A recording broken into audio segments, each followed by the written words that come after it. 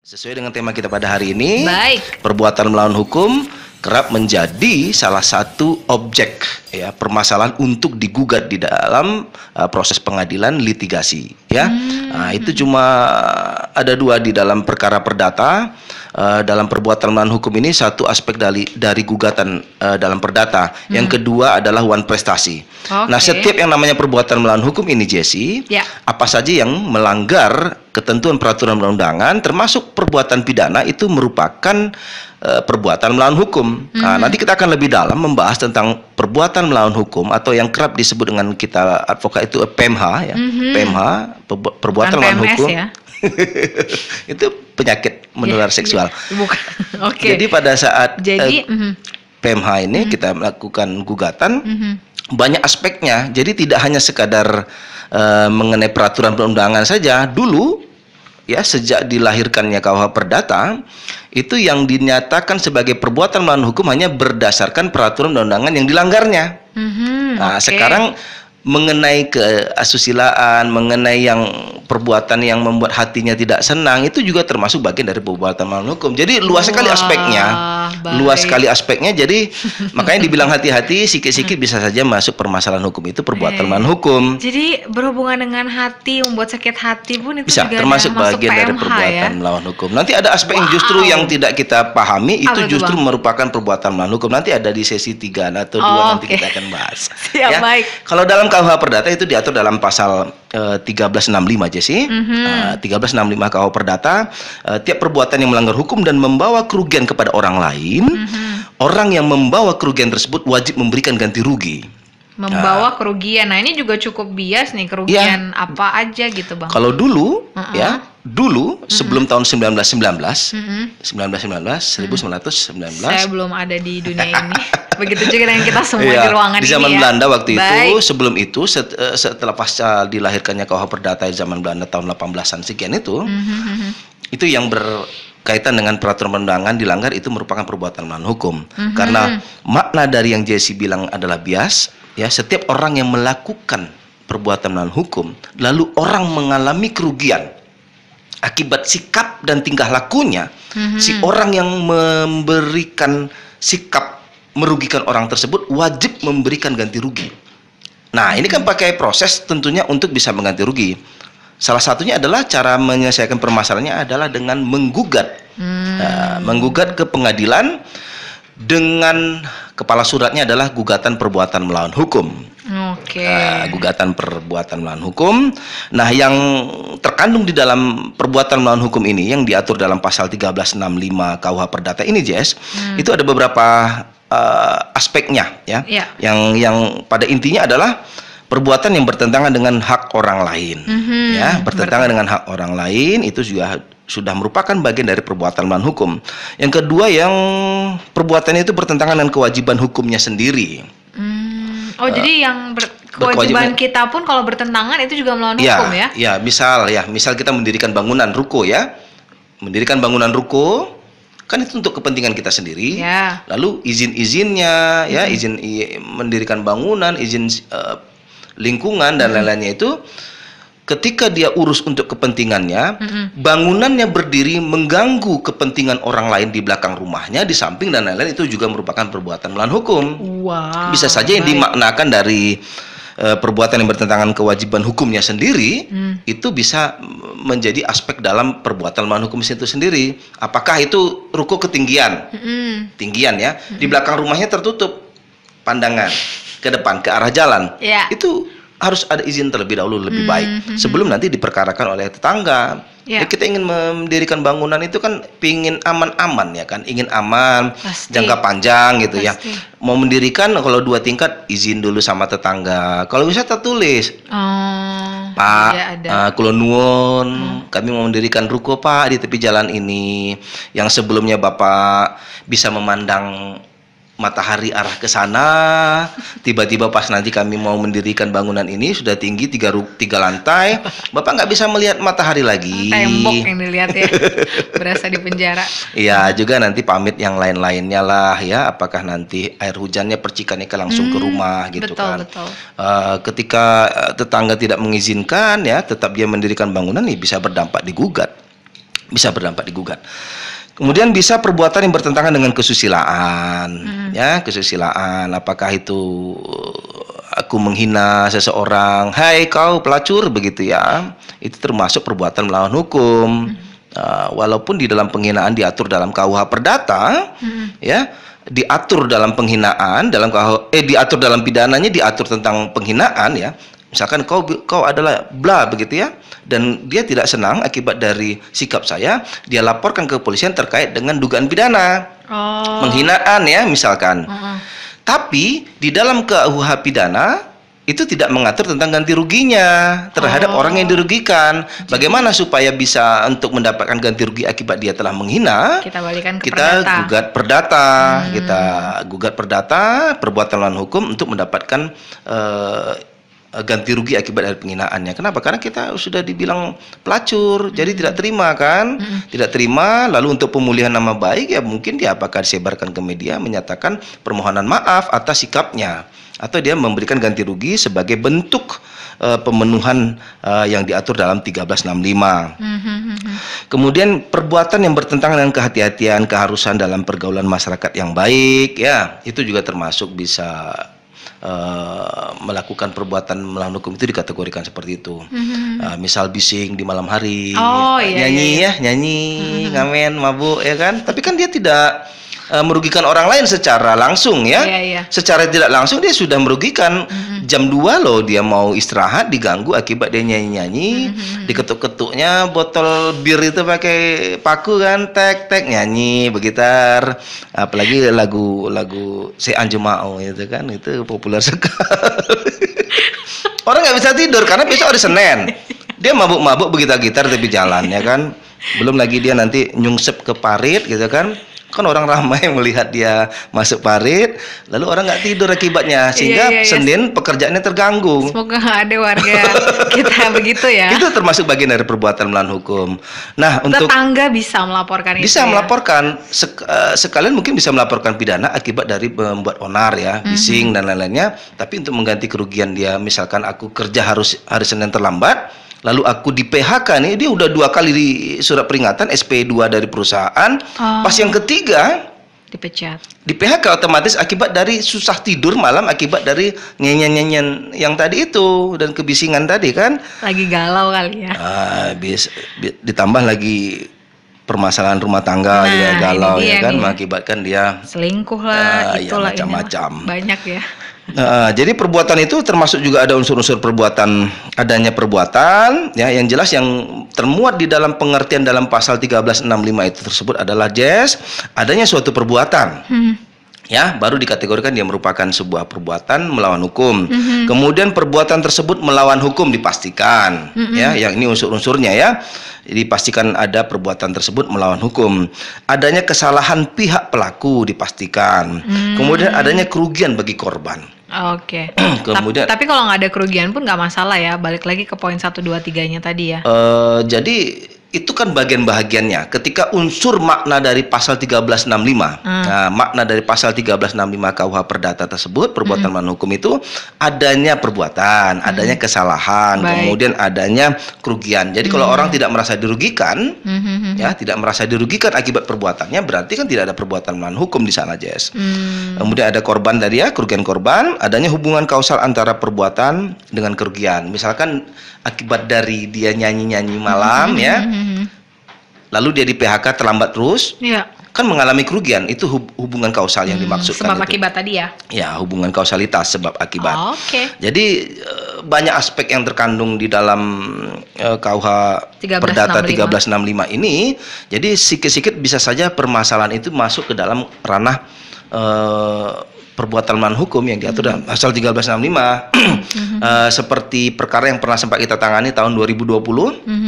Klien kita pernah digugat akibat dari kebisingan suara mesin ketam, ya. Dia punya usaha partisi, ya, usaha partisi, kemudian bising sekali. Kebetulan ada dia punya rumah sewaan, ya, yang sebagai penggugat merasa terganggu akibat dari usahanya. Dan akhirnya digugatlah di pengadilan perbuatan melawan hukum.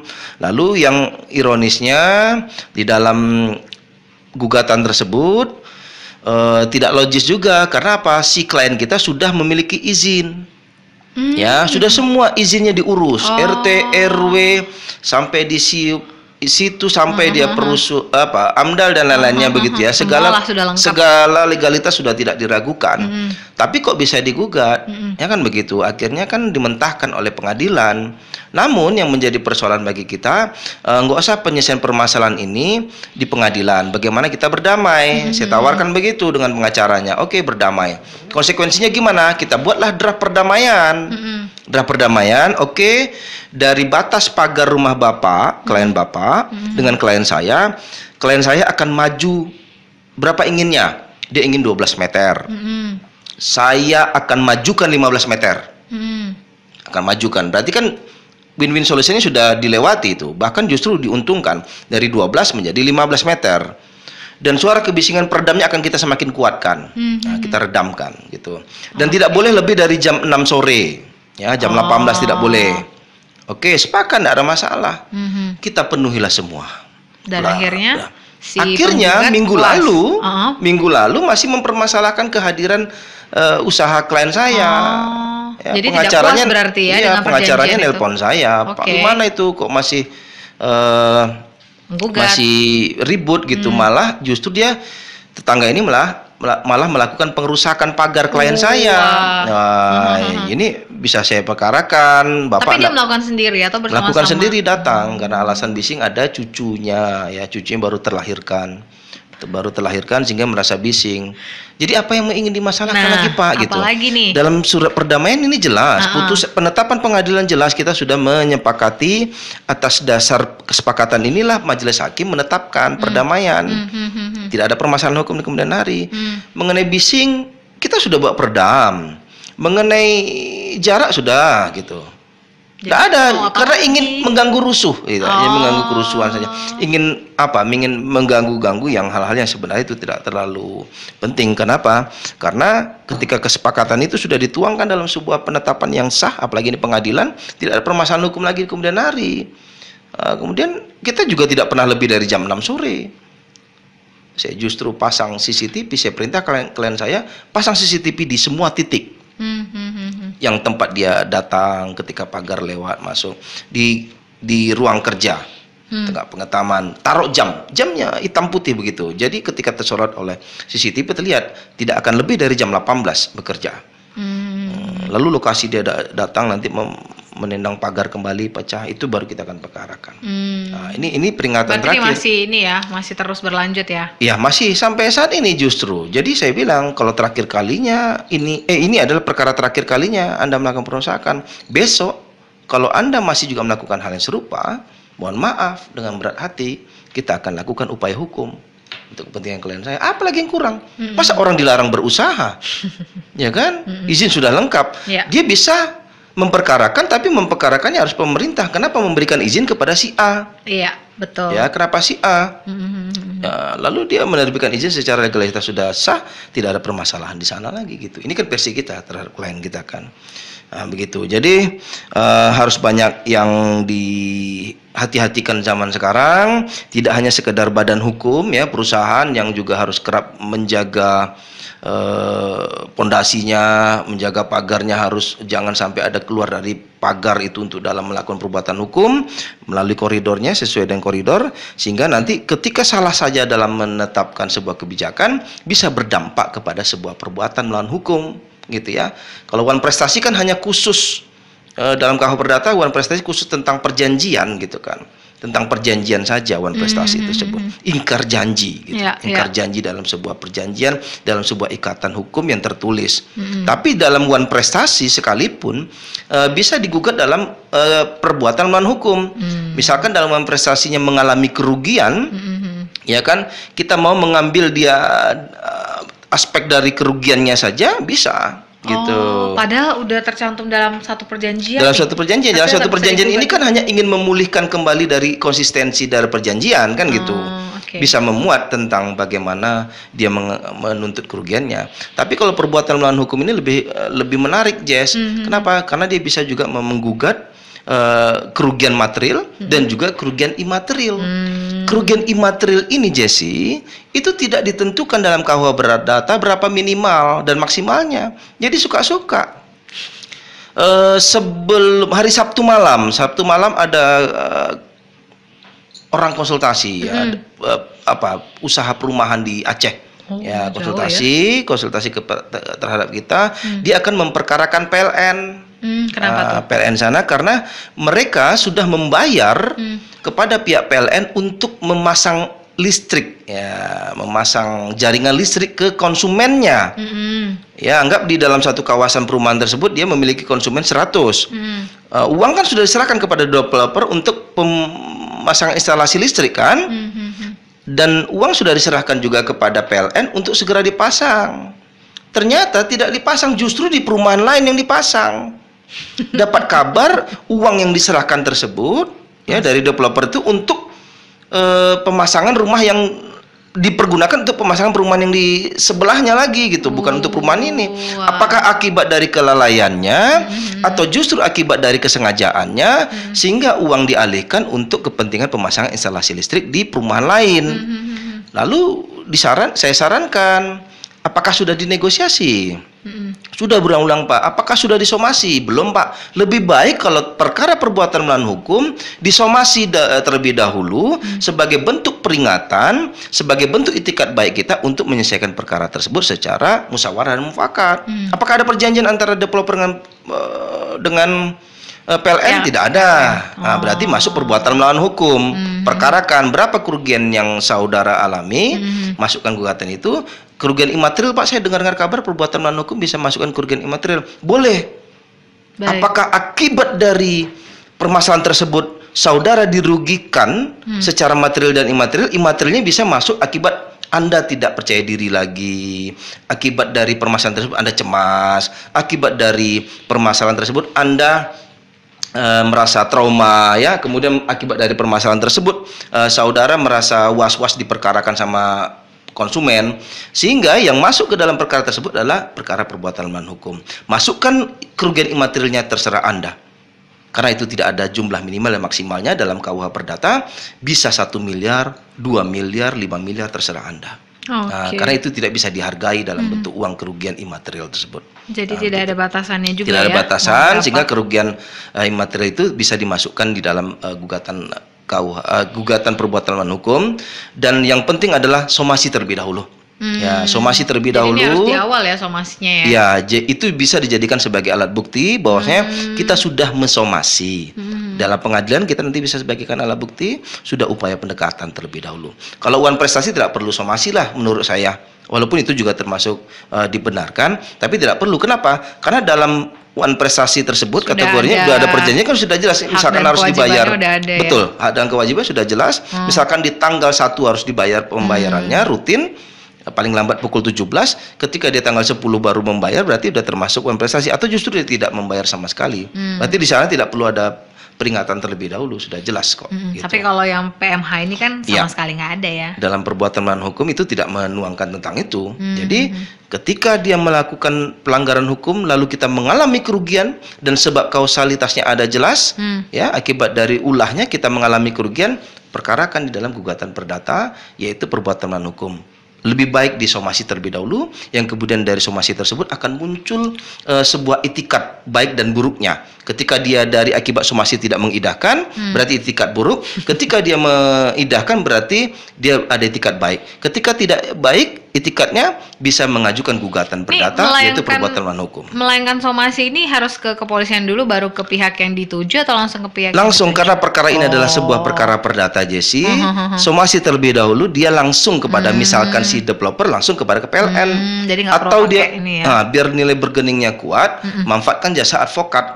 Jasa advokat, karena yang memahami hukum, nanti di dalam dalil-dalil somasinya memuat itu kan redaksinya redaksi hukum. Jadi yang paham tentang itu kan advokat ataupun konsultan hukum.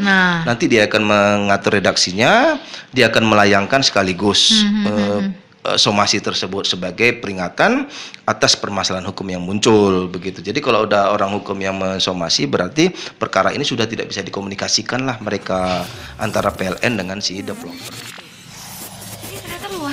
kalau kita bicara perbuatan melawan hukum ini ya. Yang tidak mengenakan hati saya yang kemudian Anda katakan dan tujuan kepada saya juga itu PMH juga gitu. Bisa bagian itu. Wow. Dan bisa dipidanakan justru dan bisa masuk ke ranah perdata juga gitu Jesse.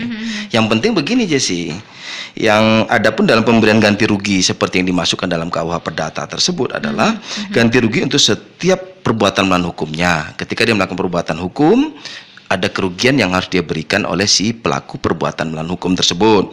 Ganti rugi untuk perbuatan yang dilakukan oleh orang lain, ya, yang diatur dalam pasal 1367 KUH Perdata. Dan pasal ini seseorang tidak hanya bertanggung jawab atas kerugian disebabkan perbuatannya sendiri, melainkan juga atas kerugian yang disebabkan perbuatan orang lain yang menjadi tanggungannya yang disebabkan barang-barang yang berada dalam pengawasannya.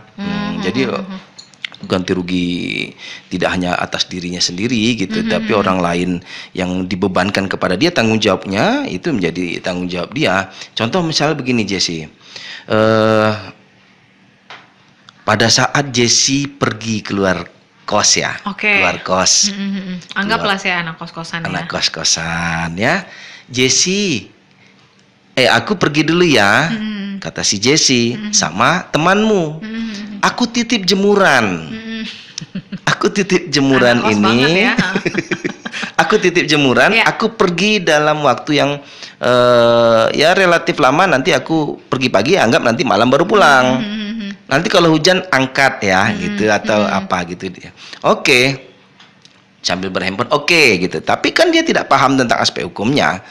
Jadi akibat dari mungkin dia tidak terlalu memperhatikannya, hanya sekedar jemuran begitu kan, hilang jemurannya, bukan tempat jemurannya ya, kainmu hilang, ya 2 helai. Lalu kamu bisa memperkarakan sahabatmu loh. Padahal kan itu punya aku gitu. Iya kan, aku karena kamu secara hubungan hukum sudah menitipkan kepada sahabatmu. Titip ya, aku pergi, nanti malam baru sampai, baru pulang. Cuma lewat kata-kata doang bisa juga. Iya, itu mengalami kerugian akibat dari ulah orang lain. Sebenarnya itu menjadi tanggung jawab kita sendiri kan gitu. Jadi bisa mengganti rugi terkait dengan 2 helai kainmu yang hilang.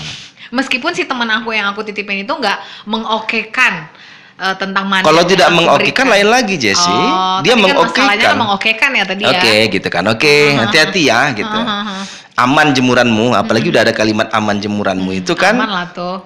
Rupanya hilang 2 sempaknya.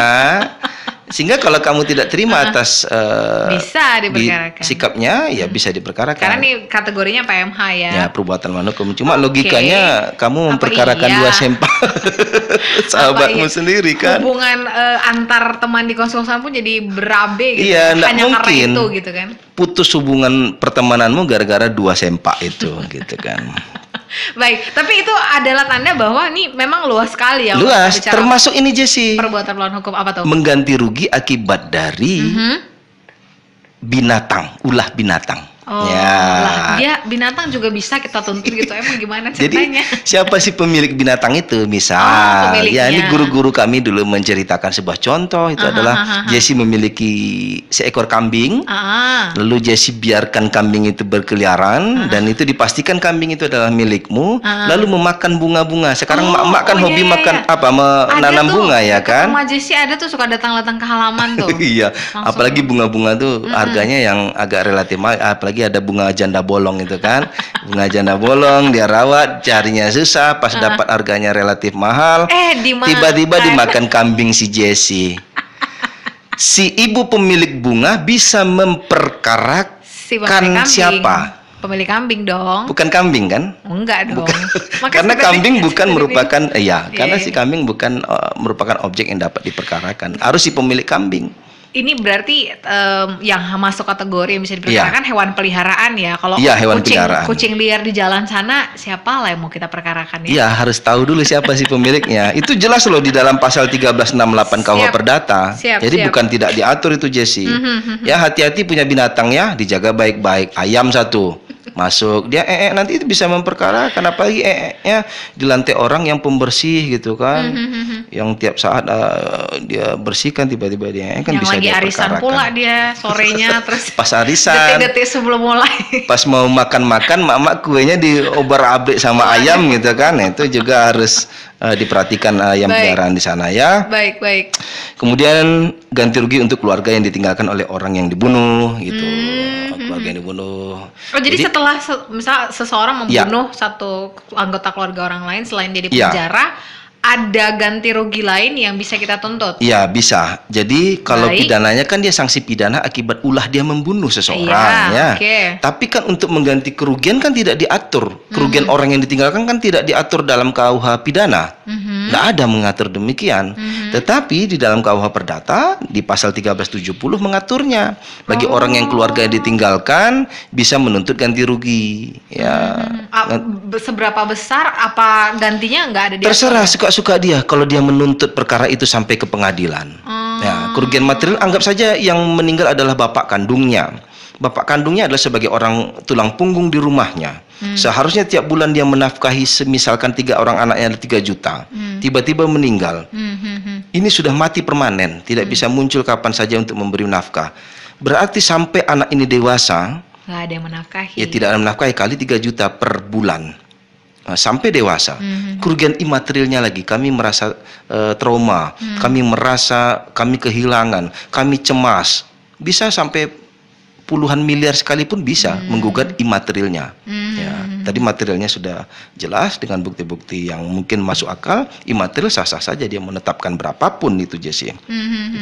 Kemudian ganti rugi karena telah luka atau cacat anggota badan akibat ulahnya luka atau cacat badan. Kalau tadi mati ya meninggal, kalau ini bisa luka ataupun cacat badan bisa dimasukkan di dalam tuntutan ganti kerugian. Termasuk pemerkosaan ya, itu kan cacat badan juga tuh mungkin. Ya, apakah sebelumnya dia selaput darahnya masih ada, tapi tiba-tiba akibat dari pemerkosaan selaput darahnya tidak ada. Apakah mau dipulihkan kembali ada selaput darahnya? Kan ada tuh program di salah satu rumah sakit.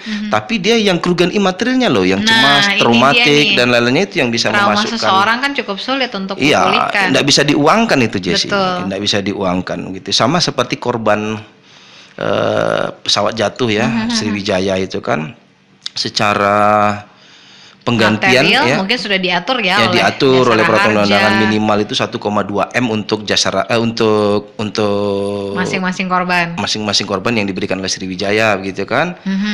Tapi yang kehilangannya itu mereka kan tetap saja menangis kan. Pasti. Tetap saja menangis, bukan bergembira dengan hadirnya uang. Kalau uang hadir bisa mengembalikan si orang yang meninggal masih enak, ini kan tidak bisa gitu kan. Nah itu, jadi kerugian yang seperti itu yang tidak bisa diuangkan itu Jesse. Makanya kerugian imaterial itu tidak ada minimal dan maksimalnya. Baik. Kemudian ganti rugi akibat dari tindakan penghinaan.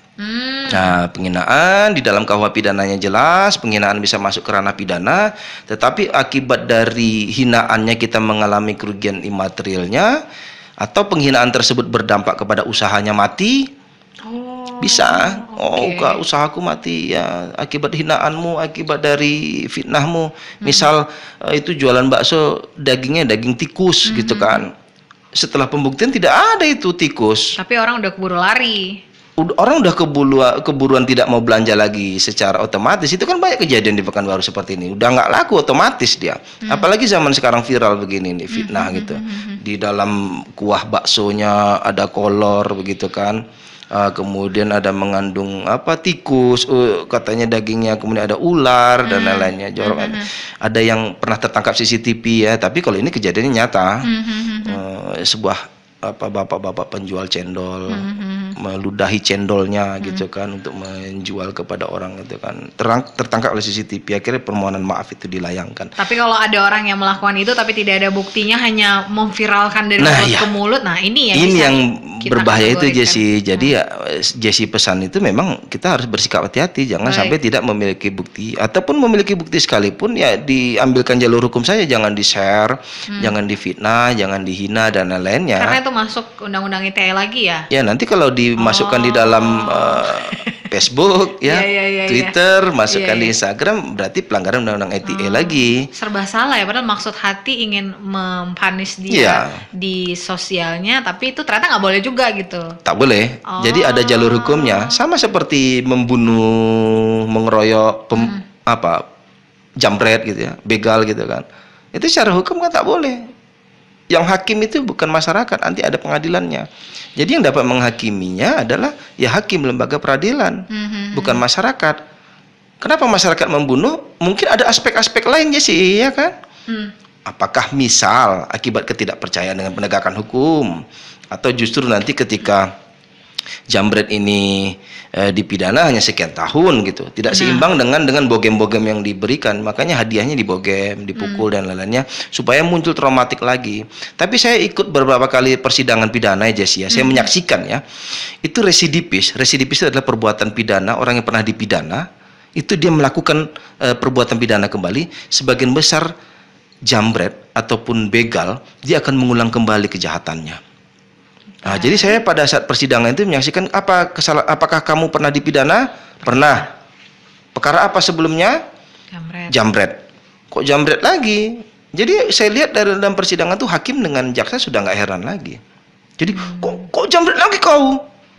Ih, bandel, nggak ada kayak gitu. Udah hal biasa. Jadi saking banyaknya perbuatan pidana itu diulang-ulang kembali setelah mereka dipidana. Khususnya untuk subjek itu ya. Subjek itu. Termasuk juga narkoba itu mengulang-ulang. Itu saja kejahatannya. Jambret, narkoba, maling itu aja seputarannya itu. Biasanya kalau maling jambret untuk kepentingan narkoba juga umumnya. Ya, nanti dari hasil jambretnya terdapat uang 300, dia beli satu paket kan. Jadi dark circle yang nggak habis-habis ya. Iya. Atau bisa dibilang ketika mereka dimasukkan ke rutan atau lapas tidak cukup membuat mereka jerah berarti. Salah satu faktor itu juga. Bagaimana proses pembinaan mereka di dalam. Seharusnya kan pembinaan itu menyadarkan mereka benar-benar sadar gitu. Tapi kan tidak semua ya Jess. Mungkin ada juga yang sadar. Justru dia akan menjadi lebih baik. Tapi tetap saja dia udah keluar dari lapas, dia menjadi orang yang image-nya jelek di mata masyarakat kan. Dan akhirnya dia melakukan lagi perbuatannya. Nah, lalu dia akibat muncul frustasi, akibat masyarakat menjudge dia adalah orang yang pernah penjara gitu ya, di penjara, sehingga udah aku milih aja balik jalan lagi aja lah. Ya, jalan pilihan hidupnya karena mungkin dia nyaman pula di penjara kan, banyak kawan dan lain-lainnya. Jadi misalkan dia dijambret, Jess, pidananya jalan, ada terkait dengan KUH pidana yang mengatur tentang penjambretan yang dia lakukan. Orang yang merasa dirugikan, ini kan tertangkap nih di persidangan, dia bisa mengganti rugi, mengganti rugi kepada si korban jambret. Kalau si yang nggak punya kemampuan untuk mengganti rugi gitu, gimana dong? Ya berarti kan hukumannya bisa lebih berat. Tapi kalau sudah mengganti rugi, lalu kemudian si korban saling memaafkan, hukuman bisa diturunkan. Hukuman bisa diturunkan dengan cara dia sudah bermaafan dan sudah mengganti rugi, itu sebagai bentuk itikat baiknya. Umumnya dia banyak mengganti rugi itu. Jadi si korban dihadirkan dalam persidangan, apakah ada perdamaian, apakah ada dari pihak keluarga terdakwa yang menjumpai bapak atau ibu korban gitu ya untuk mengganti rugi hasil jambretan? Ya ada gitu. Itu akan membantu meringankan. Berarti ada itikat baiknya lah begitu, Jess. Oke. Dan itu juga Jessie, sekarang sampah itu kan Jessie. Nah ini yang masuk dalam tanggung jawab pemerintah nih, berarti berhubungan dengan halayak ramai ya. Bisa, itu bisa Jessie. juga kita sebagai masyarakat menggugat. Iya, bisa. Itu masukkan di dalam gugatan perbuatan melawan hukum atau gugatan warga namanya. Gugatan warga itu citizen lawsuit namanya. Jadi gugatan secara ramai-ramai masyarakat terhadap sebuah kebijakan yang tidak baik dilakukan terhadap masyarakat atau akibat kelalaian atau kesengajaan dari pemerintah. Pemerintah daerah, provinsi, kabupaten, kota. Nah, termasuk sampah ini. Menurut saya ini bisa diperkarakan pemerintah. Kenapa? Akibat dari sikapnya yang tidak tegas atau sikapnya yang tidak tanggap atau justru mengabaikan. Dan ini sementara tugas dan fungsinya adalah tugas pemerintah untuk menangani masalah sampah. Secara otomatis ketika dari sampah ini tidak diangkut dan menimbulkan bau dan ada muncul penyakit akibat dari sampah, si warga bisa memperkarakan pemerintah. Meskipun ada dalih yang mengatakan tidak ada aturan yang dilanggar pemerintah sebenarnya dalam pengelolaan ini, tapi bisa juga diperkarakan. Bisa. Jadi begini, ini kan perbuatan melawan hukum, Jessie. Perbuatan melawan hukum ini tidak mesti harus ada dasar hukumnya juga. Akibat dari kebijakannya baik sengaja atau kelalaiannya mengakibatkan orang rugi, kan itu termasuk bagian dari perbuatan melawan hukum. hukum. Kita bisa perkarakan itu pemerintah dengan kategori perbuatan melawan hukum. Akibat sampah-sampah berserakan, akibat dari sampah yang tidak diangkut ini menjadi muncul bau. Ya, muncul bau. Sementara di depannya rumah makan. Nah, ya, atau di sekitar warga tidak nyaman gitu kan. Kan yang penting kita nyaman dalam berumah ini, berumah tinggal tempat ini. Bersosialisasi, Ya, berumah kalau busuk, tangga. itu kan sudah tugas dan peran dan fungsinya pemerintah kota. Kalau untuk terkait dengan sampah Pekanbaru ya, pemerintah kota Pekanbaru, dan dia harus menangani masalah ini segera. Ini sudah berbulan-bulan. Kan sudah ada bayar retribusi dan pajak. Dari situlah peran pemerintah dari akibat retribusi dan pajak yang dikutip oleh pemerintah itu, dari gajinya di sana untuk diambil oleh pemerintah untuk beban biaya-biaya tidak langsungnya pegawai, otomatis mengenai sikap, mengenai pelayanan masyarakat, kesehatan, mengenai sampah, mengenai jalan dan lainnya ada tugas dan fungsi pemerintah, sehingga pemerintah harus bertanggung jawab terhadap makasih Mbak Trisha. Terima kasih. Waduh, luar biasa sekali. Dikasih teh panas ya. Wedang jahe. Wah, wedang jahe. Terima kasih Mbak Tris. Semakin adem ya Anda ya. Sehingga di dalam peran dan fungsi pemerintah tidak dijalankan dengan baik, berdampak kerugian pada masyarakat, masyarakat bisa menggugat pemerintah. Nah itu, jadi harus hati-hati pemerintah dalam mengeluarkan kebijakan. Ini masyarakat belum marah nih. Kalau udah marah kita tidak tahu, dia bisa memperkarakan. Ini harus dalam bentuk komunitas kah atau orang perorangan bisa? Bisa perorangan, tapi lebih baik dalam gugatan masyarakat itu, gugatan warga itu. Lebih banyak. Kenapa? Karena bisa ditunjukkan dengan sikap ramai orang yang dirugikan. Kalau terkait dengan pemerintah, baiknya itu gugatan ramai-ramai gitu. Gugatan warga yang secara langsung dirugikan ya. Misalkan akibat dari busuknya sampah, warga ada terkena penyakit. Akibat busuknya sampah, warga yang ada berdagang di sana tidak laku. Akibat dari sampah mungkin banyak-banyak aspek lagi yang lain yang jelas dari akibat sampah yang tidak ditangani dengan baik ada mengalami kerugian masyarakatnya. Sehingga itu bisa masuk dikategorikan perbuatan melawan hukum dan masyarakat bisa menggugat. Dan gugatan yang kemudian kita bisa layankan ke pemerintah apa nih? Apakah ada pihak yang di penjarakan atau seperti apa? Nah, atau jadi kalau lebih dalam ke penggantian kerugian secara materi?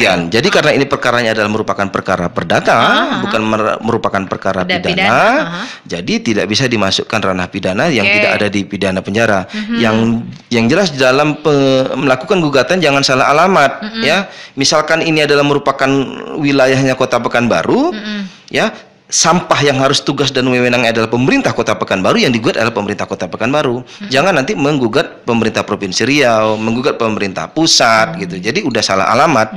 Jadi objek yang digugat itu adalah pemerintah Kota Pekanbaru. Kenapa? Dilihat dari kebijakannya dan kita sudah melakukan upaya pendekatan tidak bisa direalisasikan oleh pemerintah sehingga sampah masih tetap saja menumpuk dan berdampak buruk terhadap masyarakat.